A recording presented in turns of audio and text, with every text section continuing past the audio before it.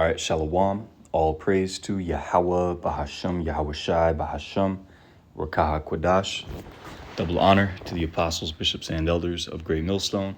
Shalom to the hopefully elect. All right, so I got a video pulled up right here. All right, this is from the infographics show. All right, I wanted to do a quick reply to what they put up. All right, it says, the American dream, I'm sorry, yeah, my bad. The oil reserve is dead. The American economy is doomed. Okay, and the American dream is doomed too, you know? But it's like there was a comment right here that, yeah, this is it right here. All right, this dude said, we're always 9 meals away from anarchy. You know, from all hell breaking loose. All right, from Jeremiah 30:7. You know, 2 Ezra 15, 2 Ezra 16.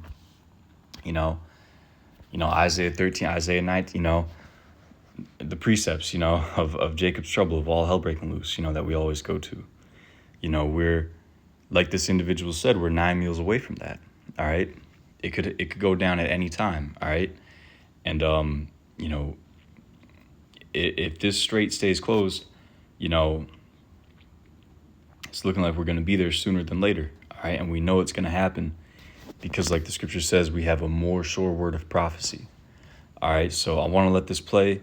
This is fair use, fair use. All right, not making any money off of this video. All right, this is only for Bible edification purposes. All right, educational purposes. Okay, so let's let it play.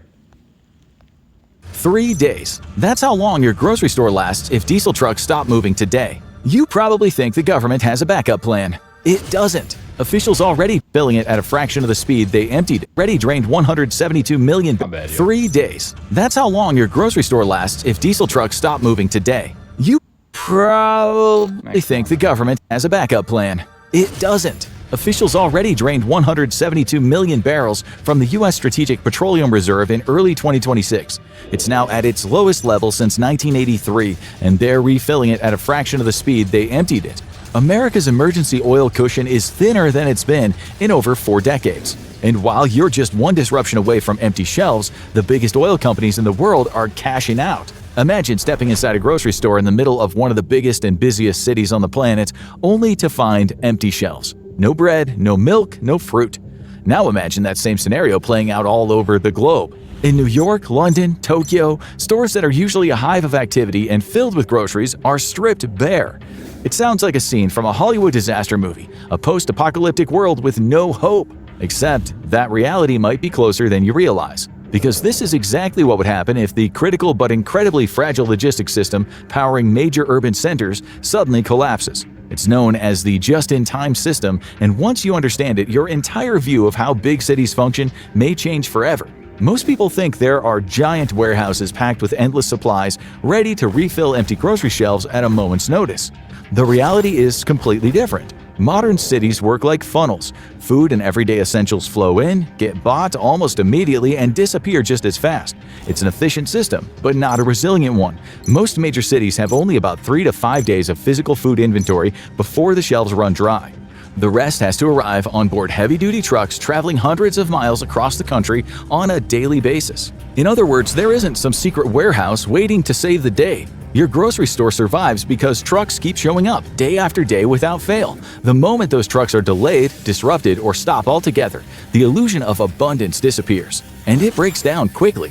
If the just-in-time system fails, major metropolitan centers could literally run out of food in 72 hours. That's less time than it takes to get over a common cold. The moment the wheels stop turning, the countdown begins. On day 1, deliveries that were supposed to arrive fail to show. By day 2, localized panic starts to spread. Shoppers rush to their local stores and snatch up whatever supplies they can get. By day 3, everything is gone. We've been trained to believe that something like this could never happen. We trust the system. We shouldn't. Every item you buy, every piece of food you eat is all dependent on a logistics network that is entirely dependent on a constant supply of fuel. Without the fuel, the food stops moving.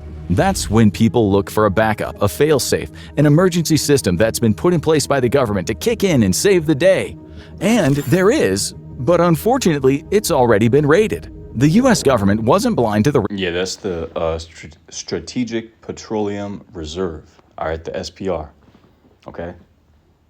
risks of the logistics system. It's realized that if there ever was some sort of global oil crisis or fuel my bad. That's what they're about to explain right now. All right, so kind of skip through this. All right, you got the SPR, right, con. All right, you know, kind of explain it, right?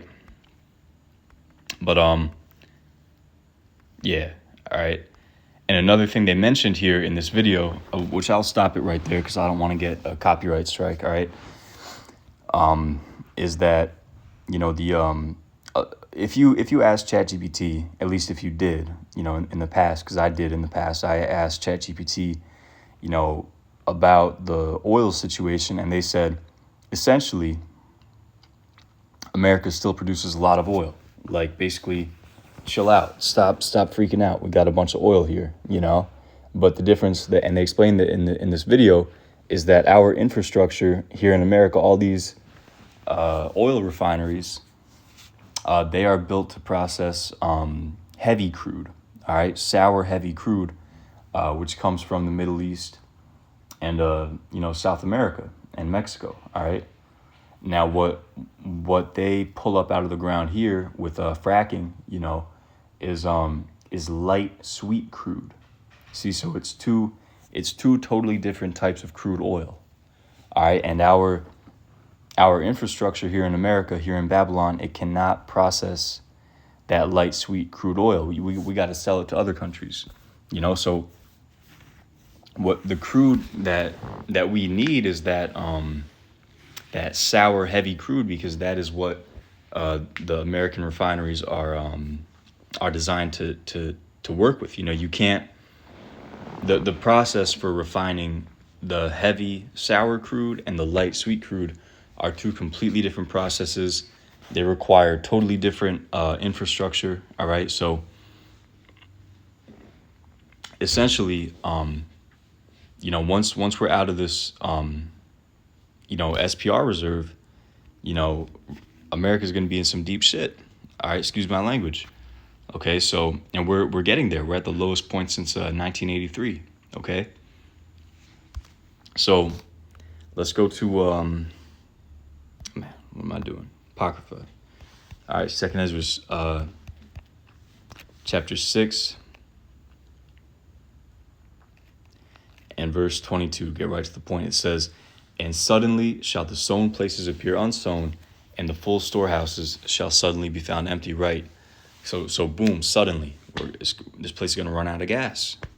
We're not going to have, the fuel that we need. Okay.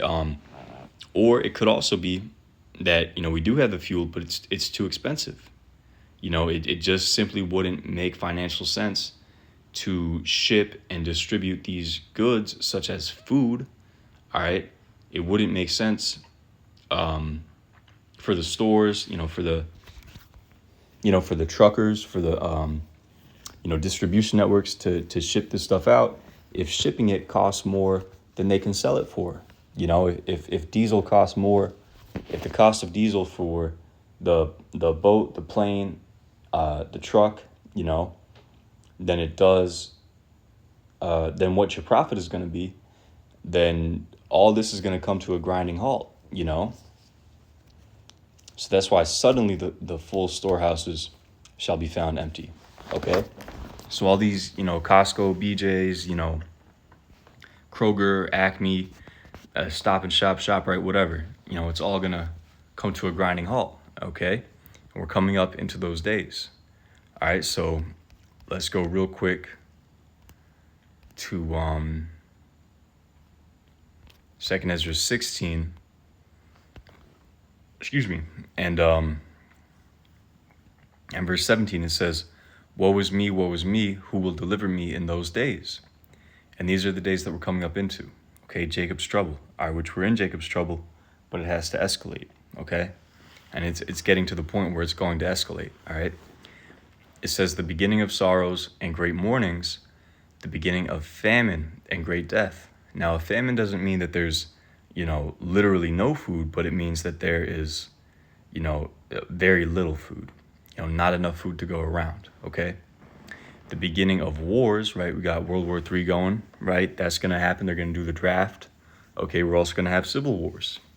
All right, that's in Isaiah the 19th chapter. The Most High said, he will set the Egyptian against the Egyptian. Okay, the American against the American. All right. And the powers shall stand in fear, the beginning of evils. What shall I do when these evils shall come? And Ezra was seeing our time, man. All right, he was not seeing 2090. All right, he was seeing probably 2027. If I had to, of course we don't know. Lord willing, he was seeing 2026. Lord willing, he was seeing September of 2026. you know, because we want to get the hell up out of here, man. And this is one of these prophetic events that has to happen before we can get out of here, man. Like the scripture says, by measure hath he measured the times, by number hath he oh, man. Man, slack you, brothers. Let me go grab it real quick so I don't butcher it,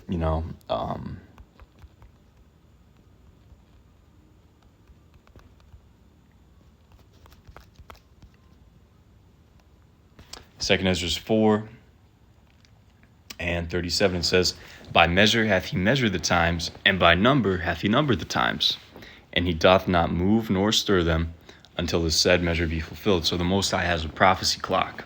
All right, he has a prophecy timeline that he has to fulfill, that he chooses to fulfill because he is bound by his word, right? He's not a liar. All right, so we have to have all hell break loose before we get up out of here. And we also need that microchip to come. Okay, we need World War III to happen, which it is, working right now. It's going to be, on and popping at a high rate soon. But we need that microchip to be enforced first. All right, and all hell is going to break loose as well. So we're looking forward to it because the Most High said, I was actually reading this earlier, Psalms 27 and 5, for in the time of trouble he shall hide me in his pavilion. In the secret of his tabernacle shall he hide me. He shall set me upon a rock. So we're not worried about all hell breaking loose.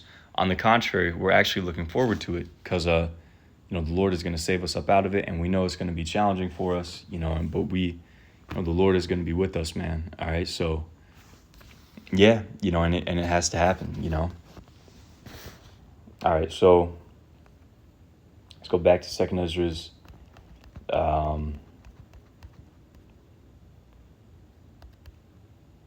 Second Ezra 16 and 19, it says, behold, famine and plague, tribulation and anguish are sent as scourges for amendment. It's basically an ass whooping, all right? To put it in layman's terms, a punishment from the Most High, And this is coming, the famine and the plague and the tribulation and the anguish, all right? Coming to the most wicked society ever, Babylon the Great, America, all right? Verse 20, but for all these things they shall not turn from their wickedness, nor be always mindful of the scourges. Behold, victuals shall be, meaning food, shall be so good cheap upon earth, that they shall think themselves to be in good case. And even then shall evils grow upon earth, the sword, famine, and great confusion. That's coming. Sword, famine, and great confusion. We're going to have a famine when these diesel trucks, stop making their deliveries. All right, when these tractor trailers, full of food and water, when it doesn't make any economic sense, let me say, to have them transporting these goods, then show's over. All right, ain't gonna be no more shit up in the grocery stores. Okay, and that's gonna be a famine. Verse 22. For many of them that dwell upon earth shall perish of famine, and the other that escape the hunger shall the sword destroy. Right, it's going to be all hell breaking loose. All right, in the last chapter it talks about 2nd Ezra 15 and 15. For the sword, modern day sword is the gun, and their destruction draweth nigh, and one people shall stand up and fight against another, and swords in their hands. Right, race riots, class riots, right, just violence based on one group versus another, for there shall be sedition among men, and invading one another's houses, right, to steal supplies, to steal women, okay, to to take whatever they want.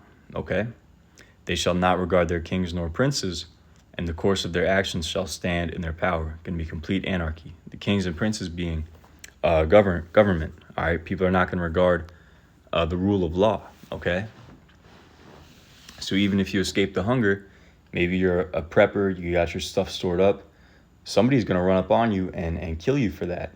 It doesn't matter how many bullets you have, how good you are with the gun, eventually you're going to get outnumbered, okay? So the only protection is of Yahweh Bahashem Yahweh Shai, all right? And the dead, 2 Ezra 16 and 23, and the dead shall be cast out as dung, and there shall be no man to comfort them. For the earth shall be wasted, and the cities shall be cast down.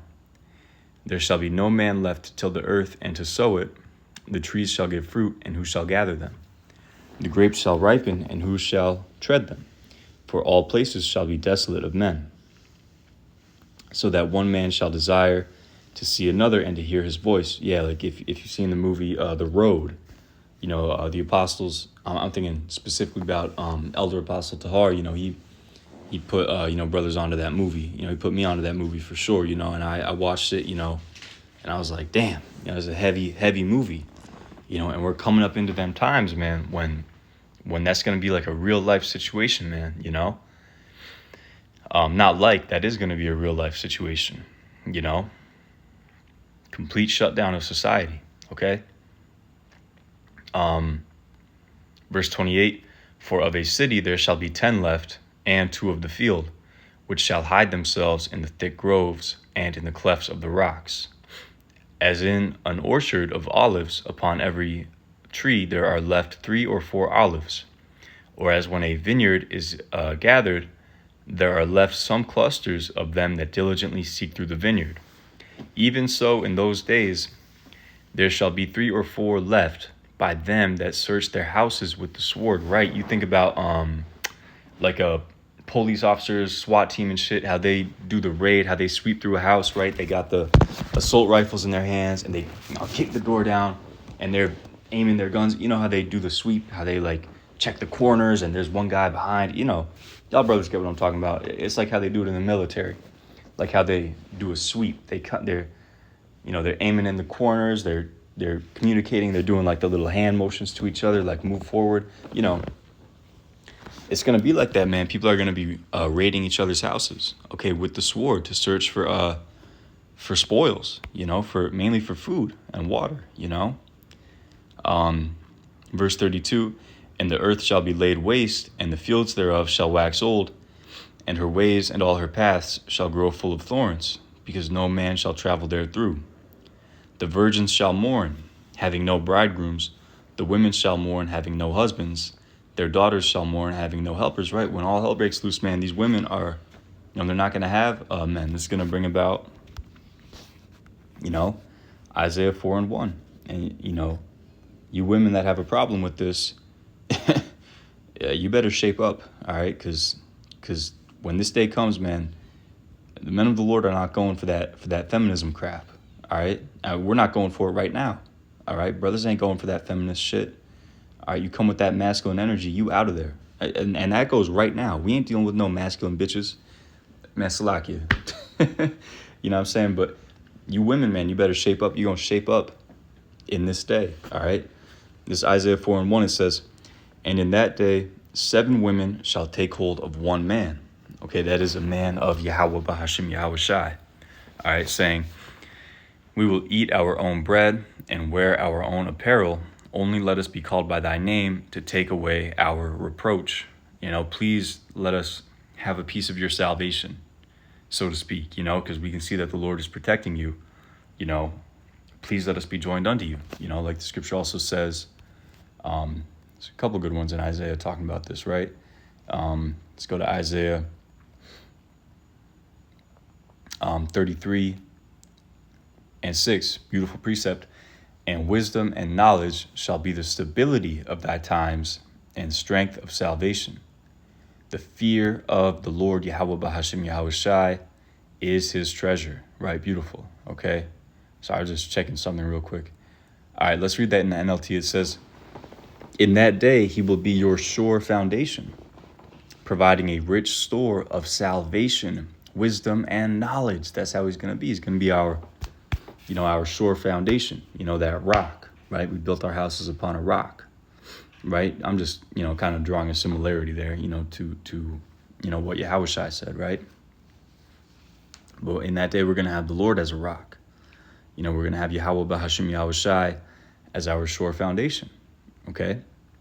The fear of the Lord, Yahweh Bahashim Yahushai, will be your treasure. Well, it says, the fear of the Lord is his treasure, But the Most High treasures it, when his people fear him, because that's only appropriate, man. It's only right, that you fear the Most High, How could you not? He has all the power in the world over you. He could do anything to you. Who's going to stop him? What are you going to do? You're going to call the cops? Tell them that the Most High is afflicting you? What the fuck you going to do? You can't defend yourself against the Most High, So anyways, let's go to Isaiah. That's why the Most High said, thou worm Jacob.